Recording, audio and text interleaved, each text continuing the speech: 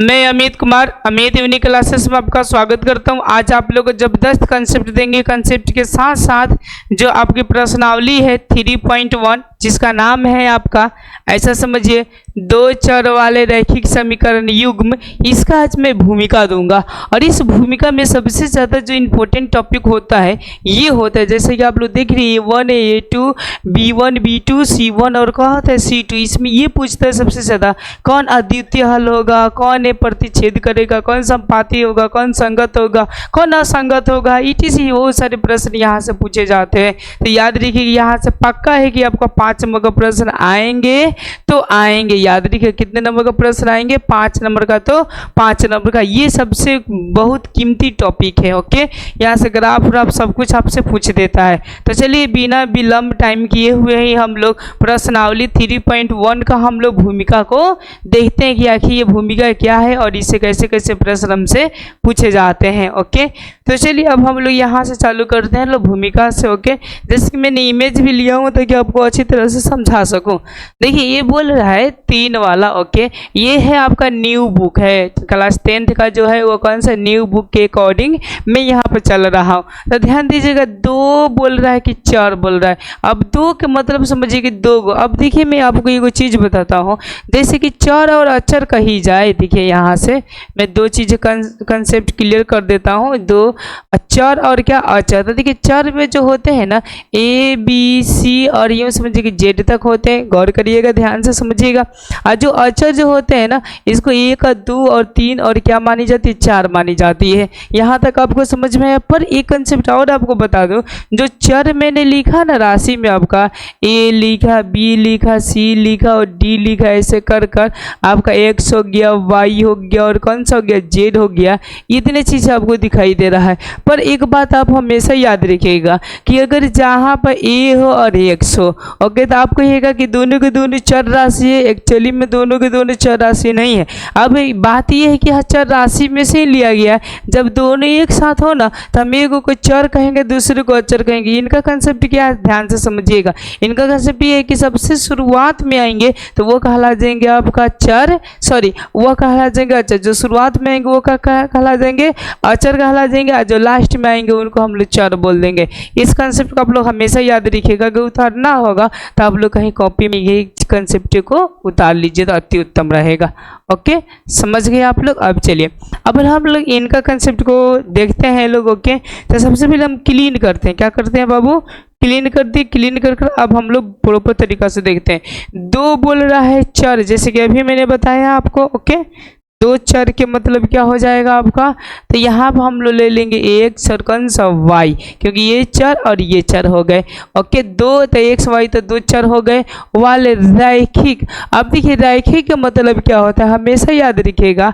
अगर इनके पावर 1 है, मतलब कि ऐसा कर कर Y के पावर क्या 1 है, तो उसको रैखिक बोलते हैं। द्विघात का मतलब 2 हो, त्रिघात का मतलब कौन सा 3 हो। ओके, मान 3। जब भी आपको समीकरण बोल दे तो बराबर में 0 हो जाएंगे। समीकरण बराबर में क्या हो जाएंगे जी बाबू, 0 हो जाएगी। युग्म के मतलब 7, युग्म का मतलब 7 का मतलब ऐसा होंगे, यानी x plus y plus x plus y बराबर 0। अगर इस तरह के फॉर्मेट जो क्वेश्चन आपको दिखाई देता है तो याद रखिएगा वो जो है आपका ये है 2 चर वाले रैखिक समीकरण, ये युग्म है। यहाँ तक आपको बहुत प्रॉपर तरीका से चैप्टर्स नेम समझ में आ गया। अब चलिए अब मैं आपको समझाने का ये कोशिश करता हूँ ना। ओके, कि अब चलिए ये हम लोग लाइफ में कहाँ यूज कर सकते हैं, ये लाइफ में कहाँ यूज कर सकते हैं और कहाँ से ये उत्पन्न हुआ। तो इसको उत्पन्न का मैं ऐसी बताता हूँ आपको, एक कंसेप्ट बताता हूँ, एक एग्जाम्पल बताता हूँ। ध्यान से समझिएगा तो पूरा तरीका से आपको समझ में आ जाएगा। देखिए यहाँ से बताता हूँ, गौर करिएगा। ओके, बताओ जी। देखिए ये कहाँ से हुआ, ये एक ढेमसा है, समझ जाइए। ये क्या है जी आपका, एक ढेमसा है। ये इसके लिए मतलब कि ऐसा समझिए कि अपने जीएफ के लिए ऐसा समझ जाइए, ठीक है ना। क्या करना चाहता है कि यहाँ से मिठाई लेना चाहता है, गौर करिएगा। यहाँ से बेचारा क्या लेना चाहता है, मिठाई। लेकिन याद रखिएगा भाई सब ढेमसी का भी शब्द बहुत हार्ड होता है। ढेमसी का शब्द का होता है बहुत हार्ड। देखिए ये जो ढेमसी है ये शर्त लगाई, क्या लगाई, ध्यान दीजिएगा। ओके, इसको रसगुल्ला और लड्डू दोनों खाने का मन कर रहा है, याद रखिएगा। रस ऐसा गुल्ला, ध्यान दीजिएगा, रसगुल्ला, ठीक है ना, और लड्डू दोनों खाने का मन कर रहा है इसको, लड्डू ऐसा समझिएगा, रसगुल्ला और कौन सा जी आपको, लड्डू दोनों खाने का मन कर रहा है।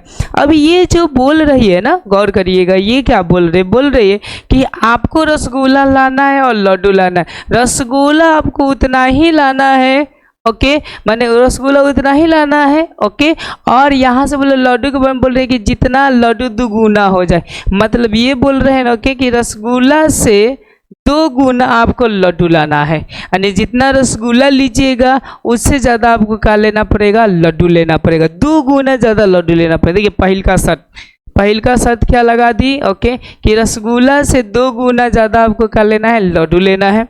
चलिए ये शर्त लगा दी, ओके। ये ढेमसा कहाँ पहुँचा दी, दुकानदार वाले के पास में पहुँचा, ओके। अब देखिए अब यहाँ पर पूछा, सबसे पहले इस व्यक्ति से पूछा, अरे बताओ रसगुल्ला कितने रुपये है, तो ये बोला एक 5 रुपया पीस है, चलो अच्छी बात है। फिर पूछा लड्डू कितना रुपया है, तो ये बोला कि 2 रुपया है लड्डू, ठीक है ना। अब चलिए, अब इस बेचारे के पॉकेट में जो पैसा है, मान लेते हैं टोटल है आपका 40 रुपीज है। कितने रुपीज है आपका, 40 रुपीज उनके पॉकेट में पैसा है। अब जरा बताइए वो कितना रसगुल्ला लेगा और कितना लड्डू लेगा कि रसगुल्ला के दुगुना क्या जाए, लड्डू आ जाए। ये क्या कुछ कंसेप्ट सोचने वाला है या ना है, समझ पा रहे हैं आप लोग बातों को, ओके। तो यहीं से निकला आपका कौन सा, रैखिक समीकरण। एक बार फिर से समझिए, इस लड़किया का शर्त क्या था, ढेमसी की, ओके, ये था कि तुमको जितना रसगुल्ला लेना उससे दुगुना कर लेना, लड्डू लेना है। और ये बेचारा गया यहाँ पर, ओके, दुकानदार से पूछा कि बताओ भाई लड्डू के थी रसगुल्ला कितना रुपया, तो बोला 5 रुपये, और लड्डू कितना है, तो 2 रुपया बोल दिया, ठीक है ना। अब ये लेगा तो बेचारा कितना लेगा, क्योंकि ये 40 रुपये है, ओके। अब यहाँ पे ये कैलकुलेट करेगा, क्या करेगा जी, कैलकुलेट। अब देखिए, अब ये अच्छी तरह से निकालने के लिए आपको क्या करना पड़ेगा, रसगुल्ला को मान लीजिए x और लड्डू को मान लीजिए कौन सा y, क्योंकि दोनों एक जैसा पदार्थ नहीं, दोनों एक जैसा होता है तो हम दोनों के x मान लेते हैं, चाहे y मान लेते हैं। अब देखिए ध्यान से, ओके, यानी पहले का जो शर्त बोली है कि जितना आप रसगुल्ला लीजिए, रसगुल्ला का मतलब x, उससे मतलब 2 गुना आपको क्या लड्डू लेना है, 2y हो गया जी, एक तो समझ गए। तो ये हो जाएगा इक्वेशन 1। अब दूसरा का बोल रहा है कि 5 रुपया रसगुल्ला है और लड्डू कितना, 2 रुपया, तो 5, तो यहाँ पर 5x प्लस ये कितना हो जाएगा, 2y, और बराबर कितना हो जाएगा जी बाबू, ये 40 हो जाएगा। ये समीकरण कितना हो गया, 2। तो इस तरह ये फॉर्मेट आते हैं और इसको बनाकर हम लोग क्या करते हैं, अपने भारी भारी समस्याओं को दूर करते हैं। मैथ पढ़ने का मतलब समस्या को दूर करना, समस्या लाना नहीं, ओके। लेकिन बच्चे क्या होते हैं ना कि भूमिका पढ़ते ही नहीं है और क्या पता क्या पढ़ लेते हैं, जिसकी वजह से प्रॉब्लम हो जाता है, ओके। चलिए अब हम लोग नेक्स्ट प्रश्न की ओर करते हैं।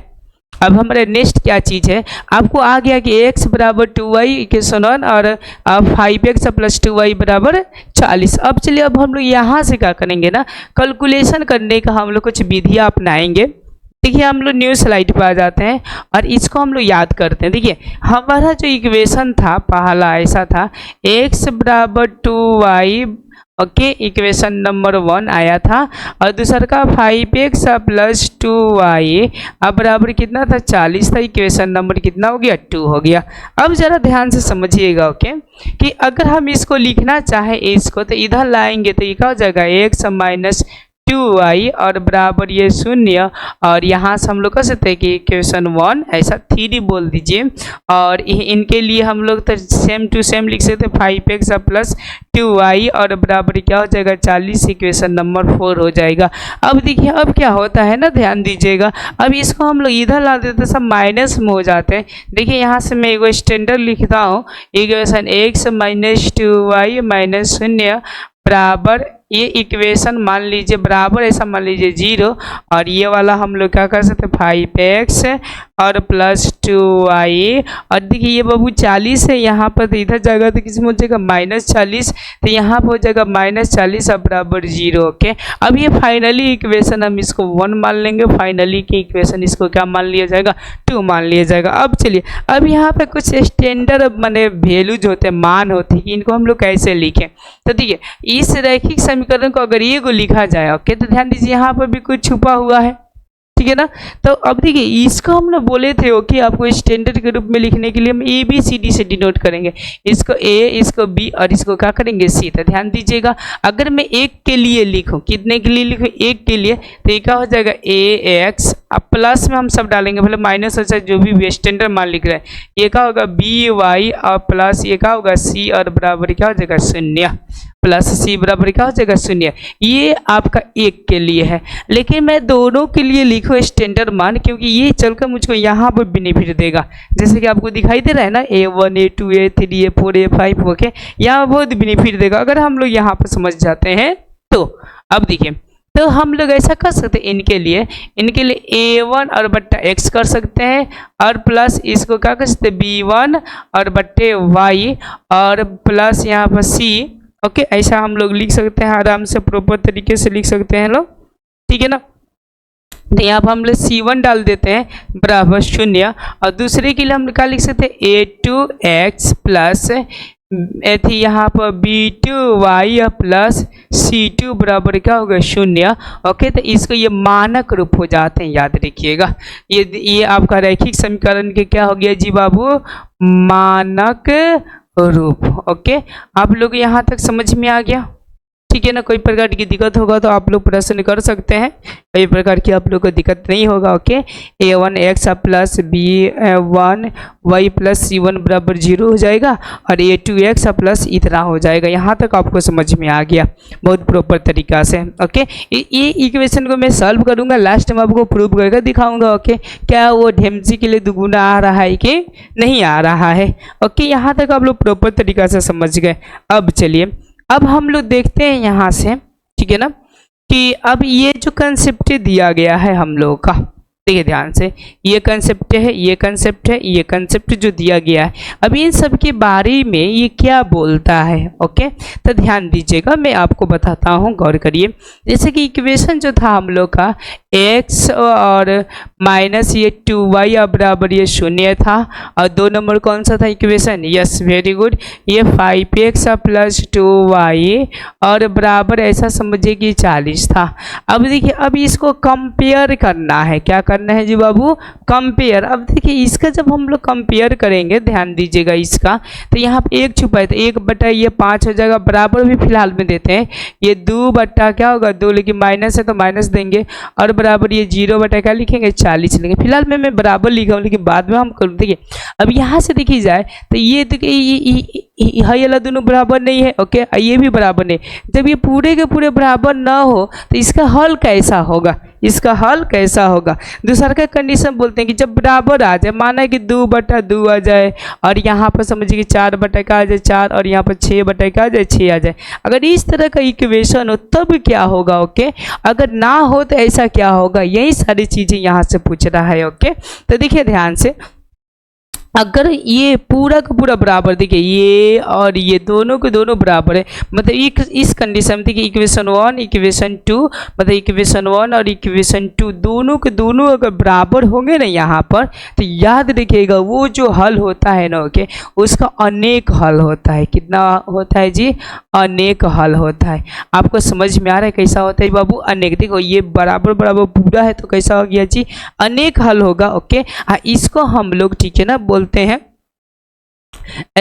समपाती रेखा, समपाती प्राप्त होता है। कैसा प्राप्त होता है, समपाती। और एक चीज और बता दूं आपको ओके, इसी में देखिए मैं थोड़ा सा इरेजर करता हूँ ये चीज़ों को ओके, इरेज करके इसी में और कुछ आपको बताने का कोशिश करता हूँ, ध्यान दीजिएगा ओके क्या चीज़ है, ठीक है ना। इसमें कुछ संगत असंगत भी पूछता है, ठीक है ना। ये प्रश्न हम लोग जब करेंगे तो हम लोग को पता चलेगा ओके, कि संपाती जो हो जाते हैं, याद रखिएगा ये संगत हो जाते हैं, ठीक है ना। कैसा हो जाता है, ये संगत। इस बात को आप लोग हमेशा याद रखिएगा। अब चलिए, अब एक कंडीशन आ गया कि कोई के कोई बराबर नहीं है। जब कोई के कोई बराबर नहीं है ना, ध्यान दीजिएगा, ऐसा ऐसा कट रहा है, ऐसा ऐसा ओके, तो मान सकते ये एक है, कितना है जी बाबू, एक है, तो इसका एक हल होगा, याद रखिएगा एक हल होगा और ये हमेशा क्या करेगा, जब ग्राफ इसका बनाएंगे तो एक दूसरे को प्रतिच्छेद करेगा। एक दूसरे को प्रतिच्छेद के मतलब समझिए ग्राफ हो गया। ओके, एक लाइन यहाँ से आएगा तो दूसरा लाइन यहाँ से आकर यहाँ पे क्या करेगा जी, प्रतिच्छेद करेगा। तो याद रखिएगा, यहाँ से लिख सकते हैं एक दूसरे को ये क्या करती है जी, प्रतिच्छेद करती है, प्रतिच्छेद करती है। समझ में आ गया आप लोग को यहाँ तक? ओके, अब इसको हम लोग कौन सा रेखा कहते हैं, संगत कहते हैं या संगत कहते हैं? हमेशा याद रखिएगा, इस तरह का भी कंसेप्ट आए तो इसको हम लोग संगत कहते हैं। कौन से रेखा कहते हैं हम लोग बाबू? इसको संगत कहते हैं। चलिए अब हम लोग नेक्स्ट कंसेप्ट को देखते हैं। ओके, देखो बाबू, एक ही जगह ये बराबर है, मतलब ये दोनों के दोनों बराबर होना चाहिए, लेकिन ये हाई वाला कंडीशन का होना चाहिए, अबराबर होना चाहिए। अबराबर का मतलब ना होना चाहिए। जैसे कि मैं एग्जाम्पल लेता हूँ, ध्यान दीजिएगा, 2x प्लस 3y बराबर 8 और यहाँ पर लिख लिए 4x प्लस 6y बराबर 9। तब बाबू देखो, यहाँ से कटाओगे तो 2, यहाँ से कटाओगे तो 2। ओके, हाई वाला नहीं होगा तो देखिए 1/2 1/2, तो यानी बराबर हो जाएंगे। जब इस तरह होंगे तो क्या होगा? ओके, तो इस तरह होंगे तो जब ग्राफ बनाइएगा ना तो दोनों लाइन एक दूसरे का पैरेलल आएगा। ये हम बना कर आप लोग को दिखाएंगे। ओके, बस प्रश्नावली 3.1 आपका चालू हो दीजिए। ओके, तो याद रखिएगा, ये हो जाता है समांतर। क्या हो जाता है बाबू? समान, ऐसा हो यहाँ पर तर। ये कौन सी रेखा हो जाते हैं? तो समांतर रेखा हो जाते हैं। ओके, और जब समांतर रेखा हो जाएंगे तो एक बात याद रखिएगा, इसका कोई हल नहीं होगा। याद रखिएगा, कोई हल नहीं होगा। आपको अब समझ में आ रहा है कि इनका कोई किसी प्रकार के आपके हल होगा नहीं। आपको प्रॉपर तरीका से यहाँ तक खूब बढ़िया बेहतरीन से समझ में आ गया। अब चलिए, अब यहाँ तक कोई प्रकार की आप लोग को दिक्कत होगा तो बोल सकते हैं, ठीक है ना। और जो एक हल होगा ना यहाँ से, इसको अद्वितीय भी बोलते हैं। क्या बोलते हैं? अद्वितीय भी बोला जाता है। ओके, ये बहुत ही इंपॉर्टेंट है। इस चीज़ों को आप लोग अगर नोट डाउन करना है तो प्लीज़ आप लोग नोट डाउन कर लीजिए, तो बहुत मतलब कि अच्छा रहेगा। और ना करिएगा तो फिर आप लोग का प्रॉब्लम हो सकता है। ये सारे के सारे ऑब्जेक्टिव में टिक मारने के लिए बार का ये सिद्ध करेगा। समझ में आ गया? अब चलिए हम लोग नेक्स्ट प्रश्न की मतलब नेक्स्ट कंसेप्ट की ओर पढ़ते हैं लोग, क्योंकि ये हम लोग 3.1 में इसी से संबंधित हम लोग चीज़ों को पढ़ेंगे। अब 3.2 में क्या पढ़ेंगे देखिए ध्यान से, मैं बता रहा हूँ। ओके, अब देखिए यही रैखिक समीकरण को हल करने की विधि पढ़ेंगे लोग। क्या पढ़ेंगे लोग? विधि। अब देखिए पुराने बुक के अकॉर्डिंग हम लोग तुलनात्मक विधि भी पढ़ते थे लोग, प्रतिस्थापन विधि पढ़ते थे, विलोपन विधि पढ़ते थे, ब्रजगुरज विधि पढ़ते थे, अनुपात निर्णय विधि पढ़ते थे लोग। यानी कौन विधि था? 1 2 3 4 5। लेकिन अब क्या है ना कि नए बुक के अनुसार, क्या नए बुक के अनुसार हमको 2 ही को पढ़ना पड़ता है। एक जो होता है, ओके, ये होता है प्रतिस्थापन विधि। ये नई बुक के अकॉर्डिंग मैं लिख रहा हूँ। ओके, और जो 2 नंबर है याद रखिएगा, वो होता है विलोपन विधि। विलोपन और क्या होता है जी बाबू? विधि होता है। तो सबसे ज़्यादा जो समीकरण हल करने में हम लोग यूज करते हैं वो करते हैं विलोपन विधि। कौन सा करते हैं? विलोपन विधि। लेकिन प्रतिस्थापन विधि भी किया जाता है। तो चलिए मैं एक इक्वेशन लेता हूँ, वही वाला इक्वेशन लेता हूँ और इसको मैं दोनों तरीक़ा से हल करके आपको बताता हूँ। तो चलिए हम लोग नए स्लाइड में लेकर हम करते हैं। ओके, पहला विधि हम लेते हैं प्रतिस्थापन विधि। प्रतिस्थापन विधि क्या होते हैं? ओके, ध्यान दीजिएगा, प्रतिस्थापन विधि। ओके, देखिए पहले का हम लोग इक्वेशन था x minus 2y equal to 0 और दूसरा का था 5x प्लस 2y बराबर ये 40 था। Equation number 1। इक्वेशन नंबर कौन सा होगा? 2 होगा। अब देखिए जब हम लोग प्रतिस्थापन विधि करेंगे तो एक का किसी का वैल्यूज हम निकाल लेंगे। जैसे कि इक्वेशन 1 है ना, तो हम लिखेंगे समीकरण 1 से, समीकरण 1 से ऐसा हम लोग कर सकते हैं x और बराबर हम डायरेक्ट डाल देते हैं। क्या डालते हैं? बराबर डायरेक्ट डाल के इधर लेकर आएंगे तो ये 2y हो जाएगा, यानी x बराबर क्या आ गया? 2y आ गया। ओके, अब हम लोग समीकरण 2 लिखेंगे, समीकरण 2 लिखेंगे। ओके, समीकरण 2 लिखेंगे तो क्या हो जाएगा जी बाबू? यहाँ से मैं यहाँ पर लिखता हूँ। ओके, 2 वाला 5x ऐसा कर ओके 5x प्लस 2 y बराबर क्या होगा 40। अब वैल्यूज को रखते हैं। ओके, x बराबर क्या रखते हैं 2y। तो देखिए यहाँ से रखेंगे तो 5 और यहाँ पर 2y हो जाएगा। अब प्लस यहाँ पर 2y अब बराबर क्या हो जाएगा 40 हो जाएगा। यहाँ तक आप प्रॉपर तरीका समझे। और देखिए ये हो जाएगा 5 दूना के 10y और प्लस ये 2y और बराबर क्या हो जाएगा जी बाबू 40 हो जाएगा। आगे देखिए ये हो गया 40। अब हम लोग इन दोनों को जोड़ेंगे तो कितना हो जाएगा आपका, ध्यान दीजिएगा 12y और बराबर क्या हो जाएगा 40। तो y बराबर जो प्राप्त होगा वो 40 और बटा क्या होगा 12 होगा। 40 बटा क्या हो जाएगा जी बाबू 12 हो जाएगा। अब हम लोग हटाएंगे तो ध्यान दीजिएगा ये 20 हो जाएगा तो ये बाबू 6 हो जाएगा। फिर यहाँ से कटाएंगे ओके तो कितना हो जाएगा आपका, दुई से घटाएंगे तो ये 10 हो जाएगा। तो ये कितना होगा 3 होगा। यानी y बराबर जो मान आया वो 10 और बटा कितना आया 3 आया। अब चल हम x और x का मान कितना होगा तो हम लोग इसका y का मान पुट कर देंगे। यानी 2 गुने 10 और बटा क्या हो जाएगा 3 हो जाएगा। तो ध्यान दीजिएगा जब हम लोग करेंगे तो ये 20 और बटा कितना आ जाएगा बाबू 3 आ जाएगा। ये हुआ और ये हुआ मान आया। ओके, यानी x और कितना का आया y का आया। अब देखिए अब यहाँ पर रसगुल्ला जो है ना ओके यहाँ पर बाटा बाटा में आ रहा था, अनुमान तो हम लोग लगा लेंगे एगो आगे और पीछे। ओके, तो देखिए अगर इसको हम लोग भाग करें 10 का तो 3 के 9 और 3 के 9 ओके ये 3.5 और ये करेंगे तो 36 18 और 36 कितना होगा 18 हो जाएगा। देखिए ध्यान से ओके कि ये जितना है मतलब कि 350 ग्राम ऐसा समझिए कि 350 ग्राम ऐसा रसगुल्ला है। चाहे 3 गो रसगुल्ला में फिर 1 रसगुल्ला में इतना भाग करिए। ओके, देखिए क्या ये दुगुना वैल्यूज आ रहा है कि नहीं आ रहा है। ओके, यानी ध्यान दीजिएगा ठीक है ना। ये जो आपका x है क्या है जी x, ये रसगुल्ला दुगुना लेना था, सॉरी मतलब रसगुल्ला से दुगुना आपका कौन सा लेना था, लड्डू लेना था। दुगुना कौन सा लेना था रे बाबू, लड्डू लेना था। ओके, तो लड्डू को हम लोग y माने थे। ओके, तो देखिए y का वैल्यू जो आया हुआ है वो 10 बटा कितना आया, ये कितना आया 3.3 और ये कितना आया 6.6। ओके, तो क्या दुगुना हुआ या ना हुआ, उससे अधिक लेना था। ओके, आपको बहुत प्रॉपर तरीका समझ में आ गया होगा। अगर ना आया होगा तो फिर हमको कमेंट करिएगा तो मैं आपको क्या करूँगा बताने का कष्ट करूँगा। अब विलोपन विधि में कुछ ना है। ओके, ध्यान दीजिएगा विलोपन में x और -2y और बराबर 0 कर देंगे और 5x प्लस 2y और बराबर हम लोग क्या कर देंगे 40 कर देंगे। अब देखिए यहाँ से यहाँ कट जाएगा तो क्या होगा 6x बराबर ये हम लोग जोड़ देंगे तो 40 हो जाएगा। फिर x बराबर वही होगा 40 बटा क्या होगा 6। देखिए क्या ये वैल्यूज आ गया 40 बटा 6।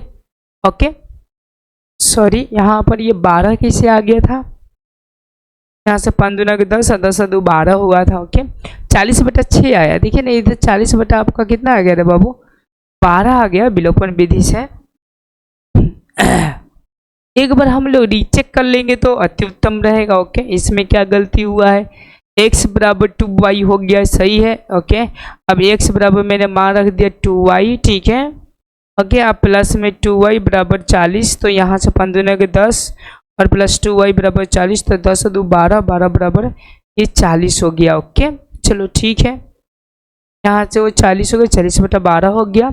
फिर यहाँ पर आपका समझिए कि माइनस और प्लस में है तो ये दोनों के दोनों कट जाएंगे। ओके, तो 40 हो जाएगा 6 बटा 40। ओके, x का वैल्यूज अब इसको हम लोग हटाएंगे तो ऐसा लगेगा कि 20 और ये 3 हो जाएगा। x बराबर हाँ देखो बाबू ये वाला आ रहा है, x बराबर वैल्यू जा रहा है 20 बटा 3। तो देखो x बराबर क्या हो जाएगा 20 और बटा 3 हो जाएगा जैसा कि आपको यहाँ पर दिखाई दे रहा है। समझ में आ गया। अब चलिए अब y बराबर y क्या था आपका लड्डू था, y बराबर क्या था लड्डू था। ओके, तो देखिए y बराबर वैल्यूज हम रखेंगे तो y बराबर कितना आया था बाबू, अब x में y का मान रख देना तो y बराबर जो आया था आपका वो 10 बटा कितना आया था बाबू 3 आया था ना। ओके, देख लेते हैं हाँ y बराबर 10 बटा कितना आएगा 3 आया था। अब देखिए अब लड्डू से ज़्यादा उनको क्या लेना था, दुगुना आपको कौन सा लेना था, रसगुल्ला लेना था। ओके, तो क्या इससे ज़्यादा मतलब दुगुना ये हुआ कि नहीं हुआ। ओके, समझ रहे हैं ना। अगर मान लेते हैं कि अगर ये कितने को लिया गया ये वाला। ओके, अगर मान लेते कि ये A को लिया गया रसगुल्ला, कौर करिएगा ये A को लिया गया तो इनके बदले ये हाई अलग पेड़ा को ले लिया जाएगा। सॉरी मतलब लड्डू कितने लिए थे 2 को, क्योंकि इससे ये दुगुना है मतलब कि दुगुना हम लोग ले सकते हैं। समझ में आ रहा है आपको। ओके, अगर ये कंसेप्ट ना समझ में आता होगा तो आप लोग क्या कीजिएगा कमेंट करिएगा। आपको नेक्स्ट प्रश्न में बहुत अच्छी तरह से आपको समझाने का हम कोशिश करेंगे। धन्यवाद।